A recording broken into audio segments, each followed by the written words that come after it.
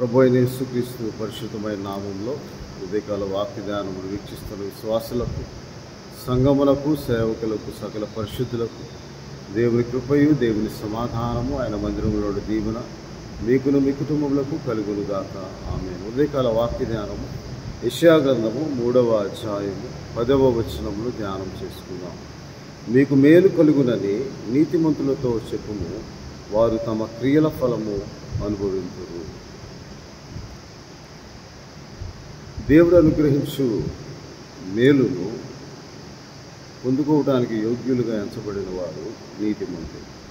దేవుని ద్వారా దేవునిచ్చే యోగ్యులుగా ఎంచబడిన వారు నీతిమంతులు. దేవుని నామందు విశ్వాసం ఇచ్చిన వారు నీతిమంతులు.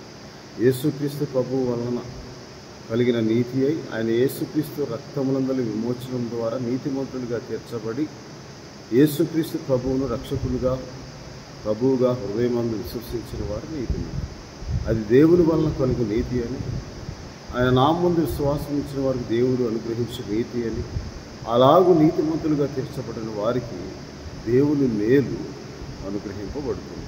వారు తమ క్రియల ఫలములు అనుభవిస్తారని దేవుని వాక్యంలో రాయదు. అది నీతి ఫలముగా దేవుడు ప్రతి ఒక్కరి జీవితంలో యేసుక్రీస్తు ప్రభు నామందు విశ్వాసం ఇచ్చిన వారికి, అందుకే రోమాపత్రిక 3వ అధ్యాయంలో ఇలాగ దేవుని వాక్యంలో ధర్మశాస్త్రములకు వేరుగా దేవుని నీతి బయలుపరచబడుతూ ఉన్నది. 20వ వచనంలో, ఏలయనగా ధర్మశాస్త్ర సంబంధమైన క్రియ మూలముగా ఏ మనుషుడు ఆయన దృష్టికి నీతిమంతుడని తీర్చబడడు, కానీ ధర్మశాస్త్రం వలన పాపమనగా ఎటుదో తెలియబడుతూ ఉన్నది.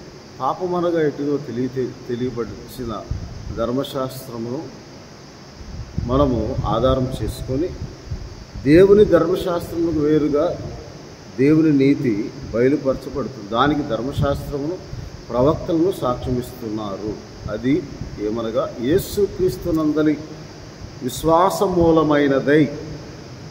ఆ నీతి దేవుని అనుగ్రహించిన నీతి విశ్వాస మూలమైనదై, యేసుక్రీస్తునందలి విశ్వాస మూలమైనది.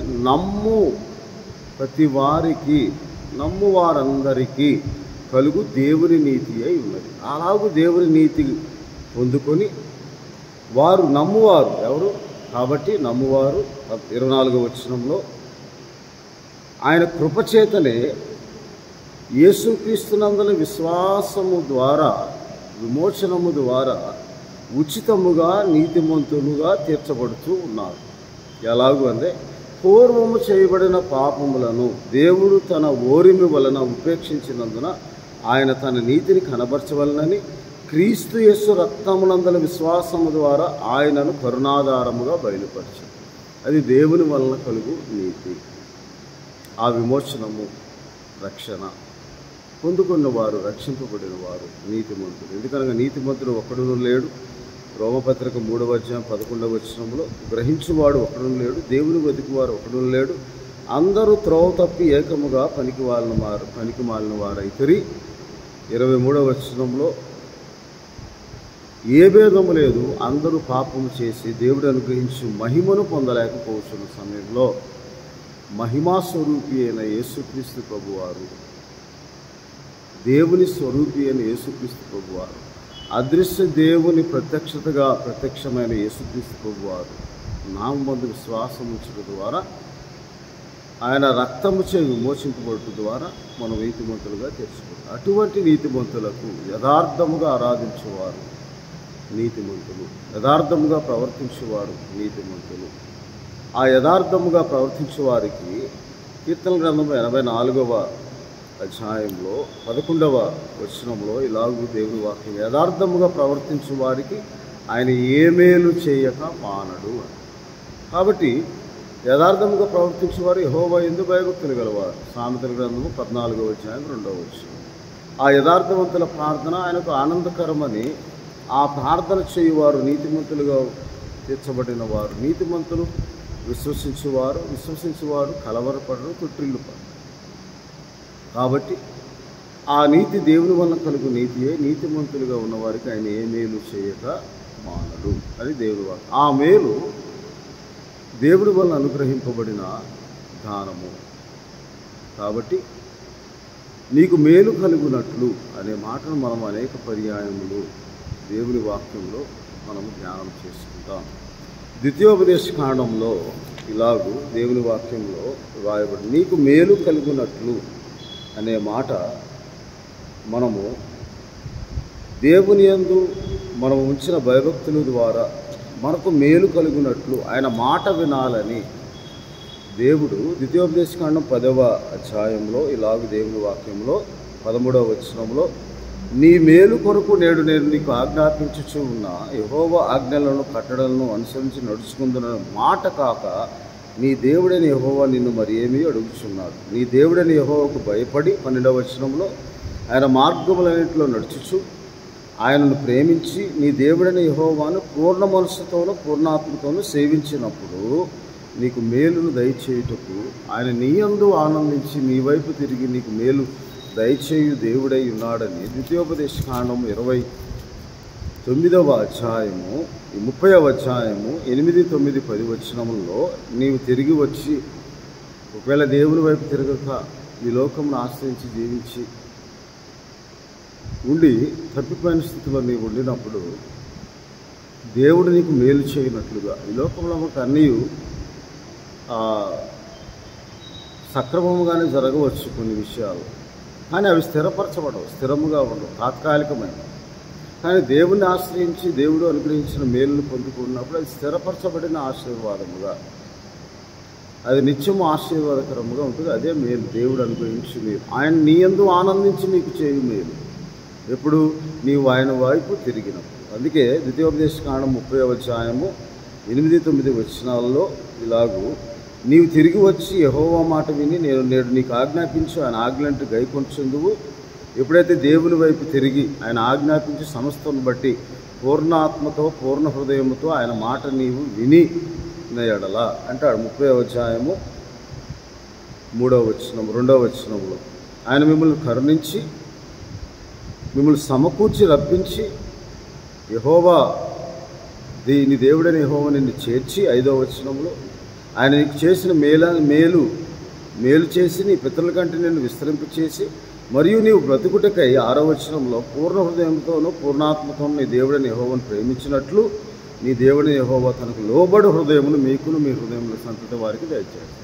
దేవునికి లోబడే హృదయం, దేవుని మాటకు లోబడే హృదయము మనకు అవసరం. అదే పూర్ణాత్మతో పూర్ణ హృదయంతో ఆయన సేవించుట, ఆయన ఆశ్రయించుట, ప్రార్థించుట వరకు మాత్రమే మనం పొందుకుంటాం. అందువల్ల ఎప్పుడైతే ఆయన ఆజ్ఞలన్నింటినీ గైకొనొచ్చు ఆయనకు లోబడి ఉంటావో ఆయన నీ గర్భఫల విషయంలోనూ పశువుల విషయంలోనూ నీ భూ పంట విషయంలోనూ 10వ వచనంలో నీకు మేలు కలుగునట్టు నిన్ను వర్ధిల్ల చేస్తాడు. ఆ తర్వాత ఈ ధర్మశాస్త్ర గ్రంథమందు రాయబడిన ఆయన ఆజ్ఞలను కట్టడాలను నీవు గైకొని నీ దేవుడైన యెహోవా మాట విని నీ పూర్ణ హృదయంతో నీ పూర్ణ ఆత్మతో నీ దేవుడైన యెహోవా వైపు మళ్ళినప్పుడు యెహోవా నీ పితరులను ఆనందించి నీకు మేలు చేయుటకు నీ యందు ఆనందించి నీ వైపు తిరుగుతాడు. అనగా ఆయన ఎల్లప్పుడు నీకు తోడుగా ఉంటాడు, ప్రతి విషయంలో నీకు సహాయం చేస్తాడు, ప్రతి విషయంలో నీకు ఆదరణ దయచేస్తాడు. అందువలన ఆ మేలు ఆయన మాటను అనుసరించి జీవించడం వలన, ఆయన వైపు తిరుగుట వలన, ఆయన వైపు తిరుగుట అనగా ఈ లోక సంబంధమైన వాటిని విడిచిపెట్టి దేవుని వైపు తిరిగి దేవుడు అనుగ్రహించే సమాధానము, సంతోషము, ఆనందము పొందుకున్నట్లు అవి మేలులో నీతి ఫలములుగా మనకు అనుగ్రహింపబడినట్లు దేవుని మాట నిర్ధకమైన మాట కాదు, అది మీకు జీవము అయిన మాట అని 32వ అధ్యాయము ద్వితీయోపదేశ కాండము 46వ వచనంలో నేను పలికిన మాటలన్నింటినీ మీ మనసులో పెట్టుకొని ధర్మశాస్త్రం వాటిని అనుసరించి నడుచుకున్న వలనని వారికి ఆజ్ఞాపింపవలనని మోషేతో చెప్తారు. అది మీకు నిరర్థకమైన మాట కాదు, కానీ మీకు జీవమే. దీన్ని బట్టి మీరు దీర్ఘాయుష్మంతులు అవుతారని దేవుని వాక్యంలో రాయబడి ఉంది. అందువల్ల ఆ మేలు పొందుటకు యోగ్యులుగా మనమే ఎంచబడాలి. దేవుని వైపు మనం తిరిగినప్పుడు దేవుడు మనలను జ్ఞాపకం చేసుకొని మనకు ప్రాయశ్చిత్తము చేయబడిన, మన కొరకు ప్రాయశ్చిత్తము చేయబడిన అమూల్యమైన రక్తంచే మనం ప్రోక్షింపబడి నీతిమంతులుగా తీర్చబడి ఈ లోక సంబంధమైన ప్రతి ఆశీర్వాదం దీవెనను పరలోక సంబంధమైన ఆశీర్వాదముగా మనం మార్చుకోవటానికి, దేవుని మేలును పొందుకోవడానికి యోగ్యులుగా మనం, అది ఆయన మందిరంలో మేలుగా మనకు కీర్తనల గ్రంథము 65వ అధ్యాయం 4వ వచనంలో ఇలాగ దేవుని వాక్యంలో రాయబడి ఉంది. నీ ఆవరణంలో నివసించినట్లు నీవు ఏర్పరచుకొని చేర్చుకునేవాడు ధన్యుడు. నీ పరిశుద్ధ ఆలయము చేత, నీ మందిరంలో మేలు చేత మేము తృప్తిపరచబడతాము. కాబట్టి ఆయన మందిరంలో మేలు దేవుడు మనకు అనుగ్రహిస్తాడు. ఆ మేలు వల్ల మనం సంతృప్తిని పొందుతాము. ఆ మేలు సమృద్ధిని అనుగ్రహిస్తుందని దేవుని వాక్యంలో రాయబడి ఉన్నది. అందువల్ల ఆయన మనకు మేలు చేయటం యందు ఆనందించు దేవుడు. అది అన్ని విషయంలో దేవుని మేలు మనం పొందుకున్నట్లుగా మనం దేవుని వైపు తిరిగి దేవునికి లోబడి ఆయన వాక్యానుసారంగా జీవిస్తూ ఆయనకు ప్రార్థనాపూర్వకంగా విజ్ఞాపన చేయొచ్చు. మన కుటుంబం కొరకు, మన వ్యక్తిగత ఆలోచనలను దేవుని ఇష్టముగా మార్చుకొని, ఆయన చిత్తముగా మార్చుకొని, ఆయన వైపు తిరిగి ఉత్తమమును అనుకూలమును దేవుని చిత్తం మీద పరీక్షించి తెలుసుకోవటం వల్ల మన మనస్సు మారి నూతన మొగటం వలన రూపాంతరం చెందుతాయి, దేవుని వైపు తిరుగుతాయి. కాబట్టి అలాగూ మనము రోమపత్రిక 12:2 రాయబడిన మాట ప్రకారం దేవుడు మనకు ఉత్తమమైన దాన్ని అనుగ్రహిస్తాడు. ఆయన నామం ఉత్తమమైన, ఆయన మేలు చేయక మారని దేవుని వాక్యంలో రాయబడి ఉంది. అందువల్ల ఆ మేలును పొందుకోవటానికి నీతిమంతులకు మేలు కలుగునని నీవు వారితో చెప్పు. వారి క్రియల ఫలమును వారు అనుభవిస్తారు. కాబట్టి మన క్రియలు దేవునికి ఇష్టమైన క్రియలుగా, మన విశ్వాసము క్రియాత్మకముగా ఉండినప్పుడు ఆ కార్యము, ప్రతి ఆలోచన ఆయన సఫలపరిచి మన కోరిక యావత్తు సిద్ధింపచేసి ఆయన మేలు చేయుటకు ఎల్లప్పుడూ సిద్ధముగా ఉండే దేవుడని దేవుడి వాక్యంలో రాయదు. కాబట్టి మన విశ్వాసము క్రియాత్మకంగా లేకపోతే అది మృతమైనదిగా ఉంటుందని యాకోబు పత్రికలో మనం చదువుకుంటాం. అందువలన యాకోబు పత్రికలో 2వ అధ్యాయము ఇలాగూ దేవుని వాక్యంలో రాయబడి ఉన్నది. 17వ వచనంలో, అలాగే విశ్వాసము క్రియలు లేనిదై అది ఒంటిగా ఉండి మృతమైన. అయితే ఒకటి నీకు విశ్వాసం ఉన్నది, నాకు క్రియలు ఉన్నాయి, క్రియలు లేకుండా నీ విశ్వాసం నాకు కనబరచమని చెప్పినప్పుడు దేవుడు అక్కడ నీవు నమ్ముచున్నావు. 20వ వచనం, వ్యర్థుడా, క్రియలు లేని విశ్వాసం నిష్ఫలమని తెలుసుకొని కూర్చున్నావా? కాబట్టి మన పితరుడైన అబ్రహాము తన కుమారుని ఇస్సాకును బలిపీఠం మీద అర్పించినప్పుడు అతని క్రియల వల్ల నీతిమంతులను తీర్పు పొందలేదా? విశ్వాసము అతని క్రియలతో కూడి కార్యసిద్ధి కలుగజేస్తుందని, క్రియల మూలముగా అతని విశ్వాసం పరిపూర్ణమైన ఉన్నదని, అలాగే నీ విశ్వాసము కూడా పరిపూర్ణంగా ఉండాలని నీ విశ్వాసము క్రియాత్మకంగా ఉండాలి. ఆ క్రియాత్మకమైన విశ్వాసం ఎలాగూ ఉండాలి అంటే మనం ప్రతినిత్యం దేవుని ఆశ్రయించేవారు, ప్రతి విషయంలో దేవునికి ప్రార్థన చేయవారు, ప్రతి విషయంలో దేవుని మాట వినివారముగా, దేవుని వాక్యం ధ్యానించేవారముగా, ప్రతి విషయంలో దేవునికి మన భారం, దేవునిపై మన భారం మోపువారముగా, మన స్వబుద్ధిని ఆధారం చేసుకొనక సామెతల గ్రంథం 3వ అధ్యాయం 5వ వచనం, అధికారం అంతటిని దేవునికి ఒప్పింపు చేసుకొని అప్పగించి నీవు ఆయనపై ఆధారపడి జీవించినప్పుడు ఆయన నీ మార్గమును సరళం చేసి నీకు మేలు చేయటం యందు ఆయన ఆనందించి దేవుడై ఉన్నాడని దేవుని వాక్యంలో రాయబడి ఉంది. కాబట్టి 24వ వచనం యాకోబు పత్రిక 2వ అధ్యాయంలో, మనుష్యుడు విశ్వాస మూలము మాత్రమే కాక క్రియములము నీతిమంతులను ఎంచబడినని దీని వలన గ్రహించితిరి.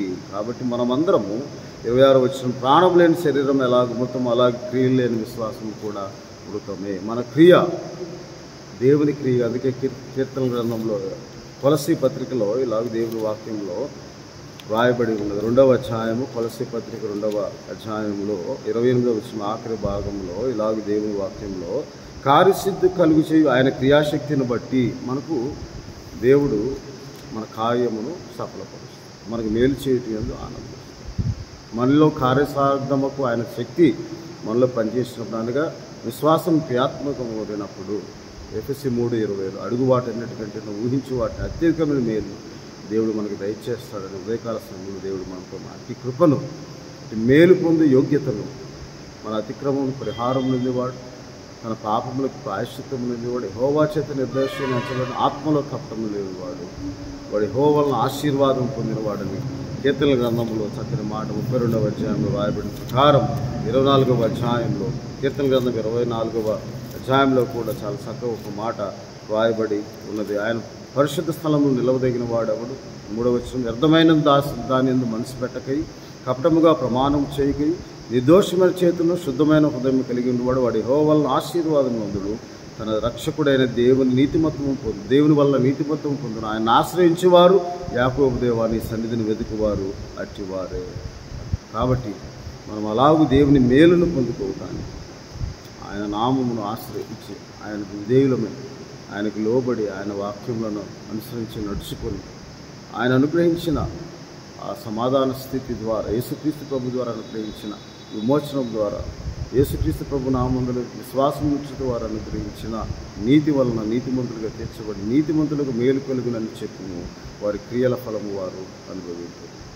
ప్రార్థన చేస్తున్నాం. ప్రభా నీకు స్తోత్రాలు. అవును తండ్రి, మా మేలు కొరకే మీరు సమస్తము సమకూడి జరుగుతూ ఉన్నది. రోమా పత్రిక 8వ అధ్యాయం 29వ వచనం, ఆ మేలును పొందుటకు యోగ్యులుగా మేము ఎంచబడినట్టు ప్రతినిత్యం మిమ్మల్ని ఆశ్రయించి మీ నామం ప్రార్థన చేసి మా భారం యెహోవా మీద పోదు. యేసుక్రీస్తు ప్రభు నామందు విశ్వాస మూలమైన నీతిని పొందుకొని ఉచితముగా నీతిమంతులుగా తీర్చబడి విమోచింపబడి ప్రభా మీరు అనుగ్రహించు నీతి ఫలమును అరబడిన మేలును మేము పొందుకున్నట్లుగా యోగ్యతను దయచేయమని వీడిదారు వీక్షిస్తున్న ప్రతి ఒక్కరి జీవితంలో మేలుతో వారిని తృప్తిపరిచి మీ మందిరంలో మేలు అనుగ్రహించి పాప యథార్థంగా ప్రవర్తించే వారికి మీరు మేలు చేయక మానరు. వాక్యంలో వారు సెలవిచ్చిన మాట ప్రతి ఒక్కరి జీవితంలో ఆ మేలును దయచేయమని దీవించమని ఆశీర్వదించమని యేసుక్రీస్తు ప్రభు వారి పరిశుద్ధమైన నామమును ప్రార్థిస్తున్నాము. ఆమె తెలియని దేవుని ప్రేమ, ప్రభువును రక్షకుడైన యేసుక్రీస్తు వారి కృప, పరిశుద్ధాత్మ ఎందలి ఆనందం, ఆత్మఫలమైన మేలును దేవుడు మీకు అనుగ్రహించి నీతి ఫలముగా మీ క్రియల ఫలమును విశ్వాసము క్రియాత్మకంగా ఉన్న క్రియల ఫలం దేవుడు మీకు అనుగ్రహించి మిమ్మల్ని ఆశీర్వదించును గాక. ఆమె దేవుడు మిమ్మల్ని దీవించును గాక. ఆమె